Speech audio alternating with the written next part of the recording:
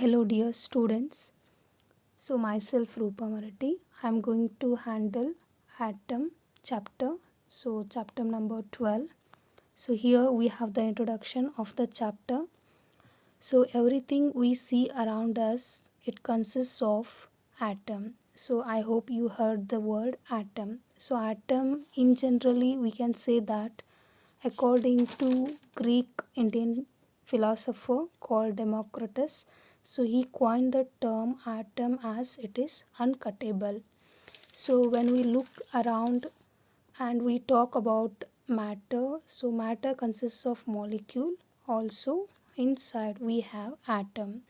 So in generally you can say that the atom is a basic unit of matter that consists of a dense central nucleus surrounded by a cloud of negatively charged electrons. Electrons, it was discovered by J.J. Thomson. So when we talk about the size of the atom, the size of the atom is about 10 to the power minus 10 meter. Also the size of the nucleus is 10 to the power minus 15 meters. So let us look the contents to be covered in this chapter. So these are the chapters we are going to cover in the next videos. So first we'll study in this chapter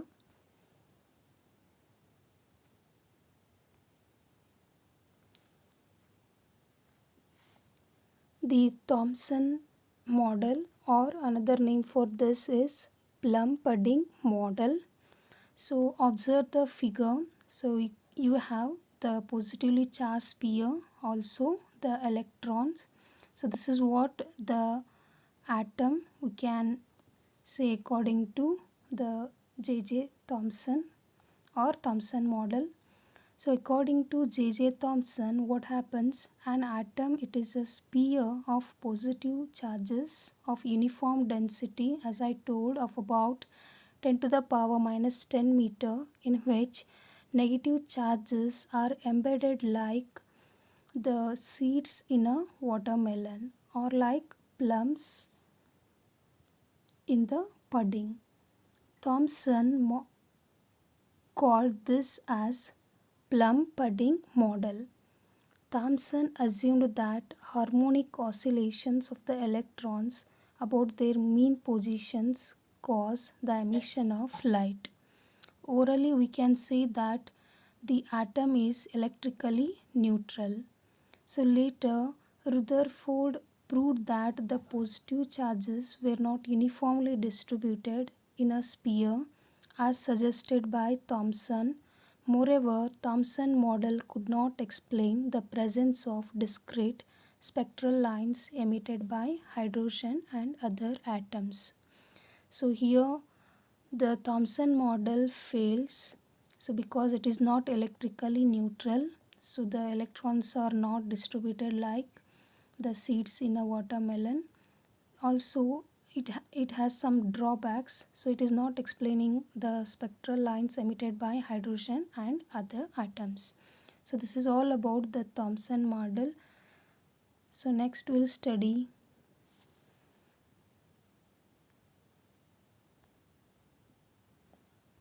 Rutherford's alpha scattering experiment.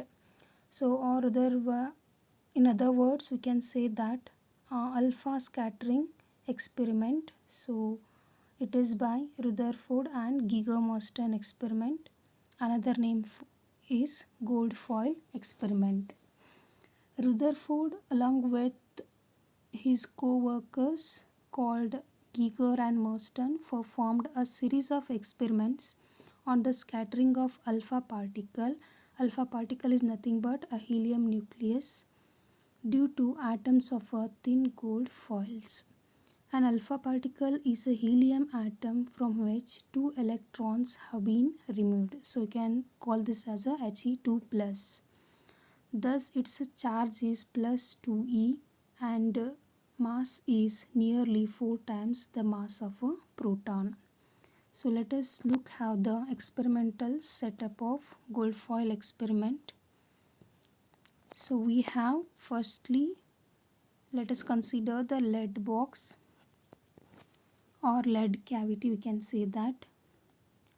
Inside we have the radioactive source, so it may be bismuth 83214, or you can take radon also.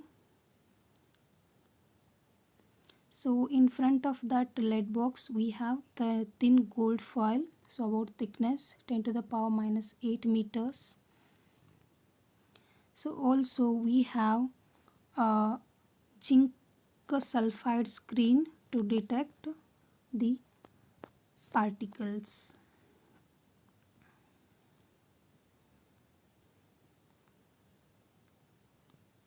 So this is what the experimental setup of alpha scattering experiment. So from the radioactive source, the alpha particle made to fall on the thin gold foil, so it will scatter in different directions and they are made to fall on the zinc sulfide screen. So further, so it is detected by a movable microscope. So you can see the deflection of the alpha particles, so they are falling on the zinc sulfide screen.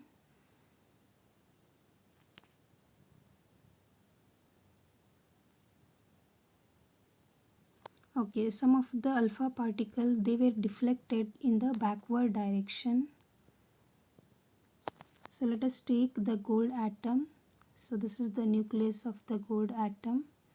So when the alpha particles are made to fall on the gold foil, so some of the alpha particle, they travel straight without any deviation. So as you are observing in the video, so some of the alpha particles, they were deflected with some scattering angle theta. So you can observe. Okay, some of the alpha particles, they were deflected in the backward direction. So this is due to the great electrostatic repulsive force between the alpha particle also the nucleus. Since the alpha particle is positively charged, also the nucleus is also positively charged, there occurs a great electrostatic repulsive force, hence it will deflected in the backward direction. So here observe this alpha particle, so it is going along the direction of the nucleus, so it will retrace retrace the path, so that we can say that angle of deflection was 180 degree. So it will suffer by a great repulsive force between the alpha particle, also the nucleus. Here also the same thing.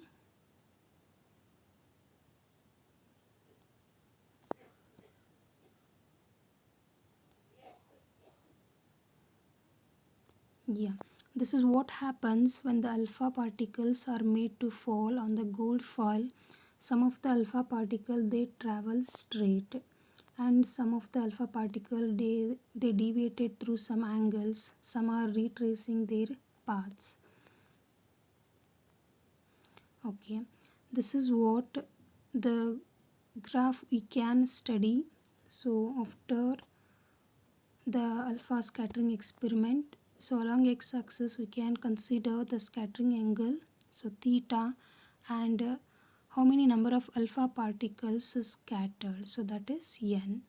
So this is what the graph we can observe from the experimental study of alpha scattering experiment. So what are the observations from this alpha scattering experiment? So let us study the observations one by one. So as you can see in the video, so most of the alpha particles passed through the gold foil undeflected. They were not deflected at all. They travel straight. So secondly, we can say that some of the alpha particles, let us take about 0.14% of the incident alpha particles, were deflected through small angles. So that is like we can say that by 1 degree. So thirdly, we have a few alpha particle, let us take 1 in 9,000 were deflected through large angles, maybe greater than 90 degree. Some of them even retrace their path, that is angle of deflection was 180 degree. So as I mentioned, so when the alpha particle is traveling along the direction of the nucleus, so that alpha particle is retracing its path, so it was deviated by 180 degree. The number of alpha particles per unit area n of theta that reach the screen at a scattering angle theta were found to vary as you have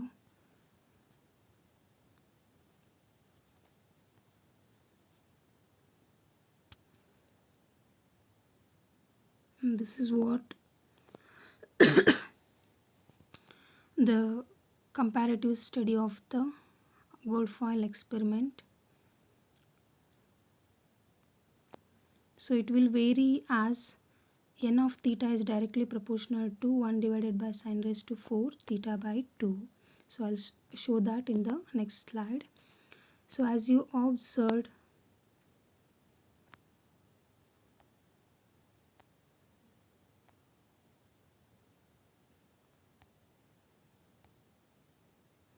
the graph, so the graph between the number of alpha particles n of theta scattering at an angle theta and the scattering angle theta, so it is shown in the figure. So what are the conclusions from the alpha scattering experiment? So we get is, as most of the alpha particles pass through the gold foil, so they were undeflected, so it indicates that most of the space in an atom is empty. So if there is any disturbance or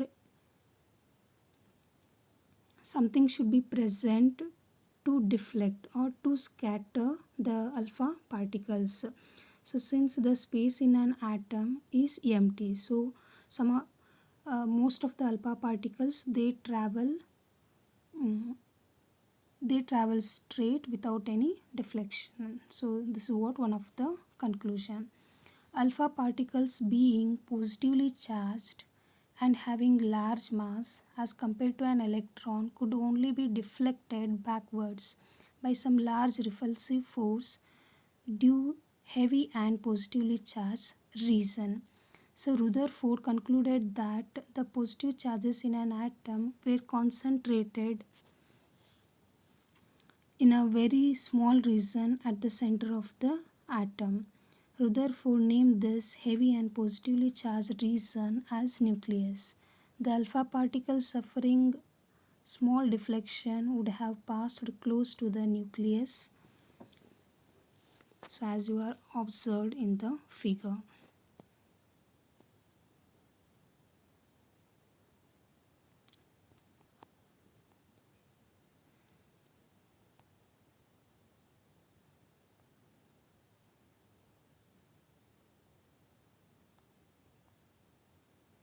Yeah, so these are the observations made by the gold foil experiment. So as I explained, so let us go through the slide.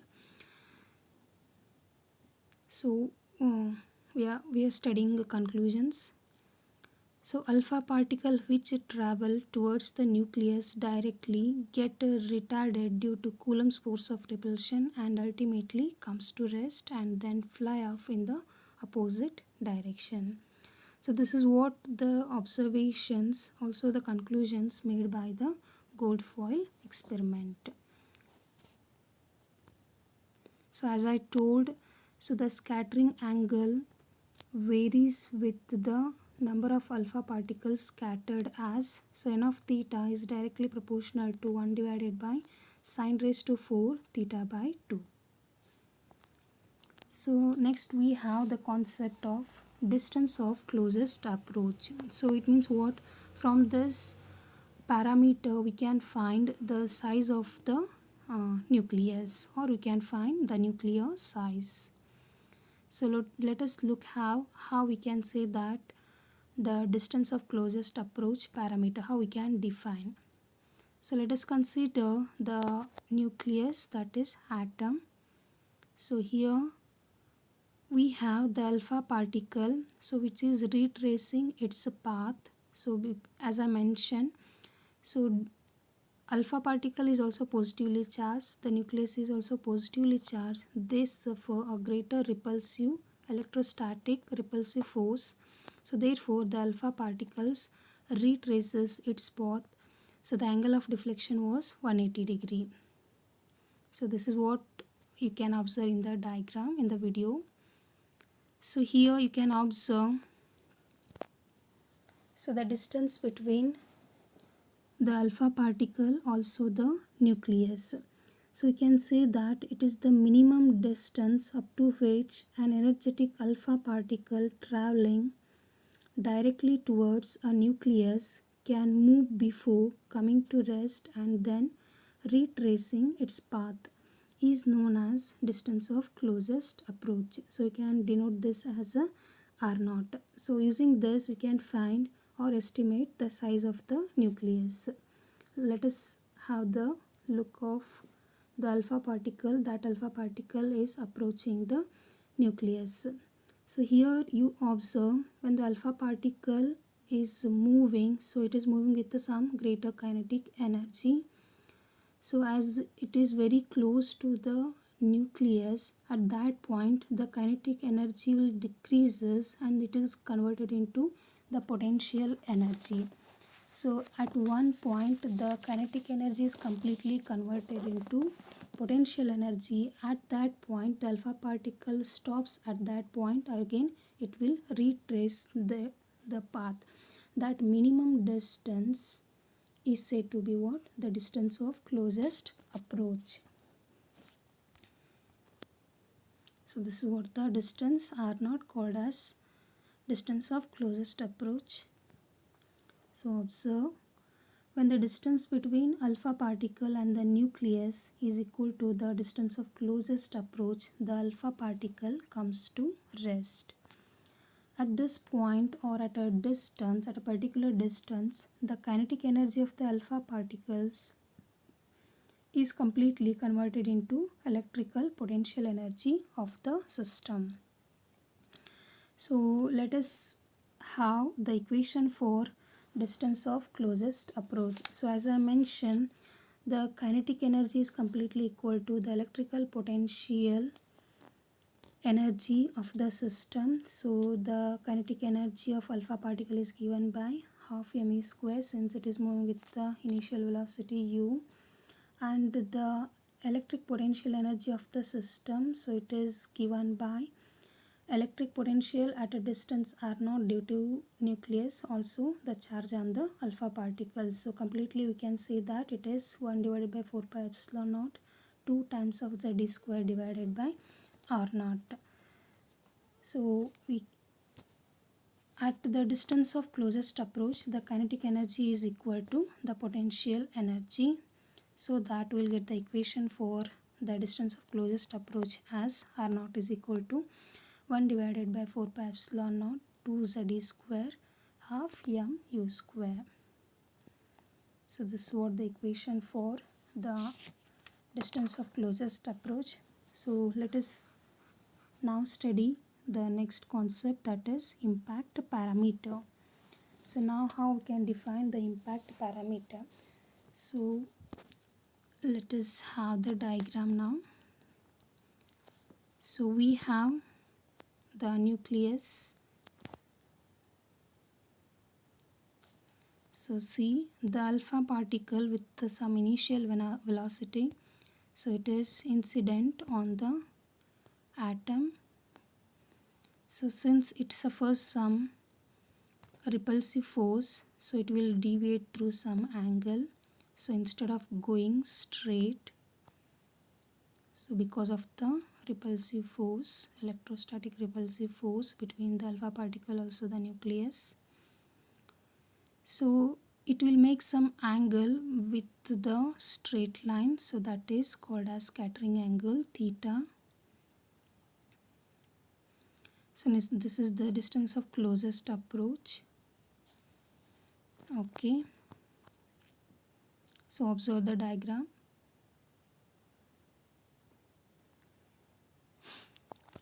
So the distance between, or the perpendicular distance of the velocity vector of the incident alpha particle from the center of the nucleus when alpha particle is not deflected is known as impact parameter. So it is denoted by B. So the perpendicular distance of the velocity vector of the alpha particle from the center of the nucleus when it is far away from the nucleus is known as impact parameter. So we have the equation for impact parameter as ZE square cot theta by 2 4 pi epsilon naught half mu square. So let us have some of the observations from the impact parameter. So if the value of B is large, so therefore corresponding cot theta by 2 is also large, and hence the scattering angle is small. Also vice versa. That is, alpha particles traveling far away from the nucleus they'll suffer a small deflections. The second point we can say about the impact parameter is, if you have the small value of impact parameter, so the corresponding cot theta by is also small, and hence the scattering angle is large. So that is, alpha particle traveling close to the nucleus, so they suffer a large deflections.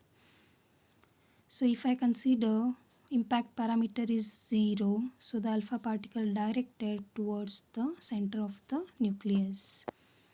So cot theta by 2 equal to 0, or theta by 2 equal to 90 degree, or theta equal to 180 degree. So the alpha particles retrace their path.